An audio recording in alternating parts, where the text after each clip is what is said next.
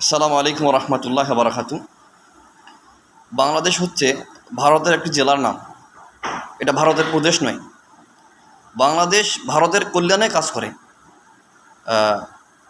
বাংলাদেশের জনগণের কল্যাণে নয়, এবং ভারতের সন্তুষ্টির জন্য কাজ করে। ভারত যা বলে, যখন যা করতে হবে তাই করে। যেমন জাকির নায়েক বাংলাদেশে আসা যাবে না, আসলে পরে তাদের কাছে তুলে দিতে হবে। তারপর আরও বিভিন্ন সময়ে সাময়িক প্রসঙ্গগুলো রয়েছে, সবগুলো ভারতের স্বার্থে আমরা কাজ করি। ভারতকে ছাড়া বাংলাদেশ অচল। তার এই কাজগুলো তার প্রমাণ বহন করে। তো সব মিলে বাংলাদেশের যত রাজনৈতিক দল রয়েছে সবাই হলো ভারতের গোলাম, পাঁচাটা গোলাম। এরা চেটেই দেশের মাটিতে থাকতে চায়, এবং ভারতের চেটেই ভারতের জেলা হিসেবেই তারা থাকতে চায়।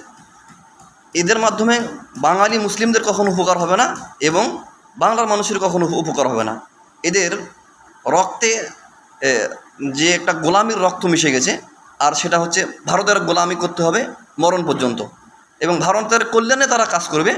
যদিও ভারত নিজের অকল্যাণ হয়, দেশের অকল্যাণ হয়, তারপরও ভারতের কল্যাণের জন্য, ভারতকে খুশি করার জন্য বাঙালিরা কাজ করবে।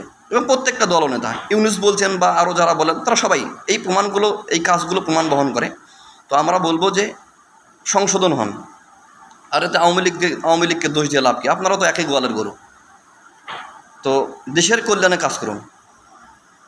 আসসালামু আলাইকুম রহমতুল্লাহ।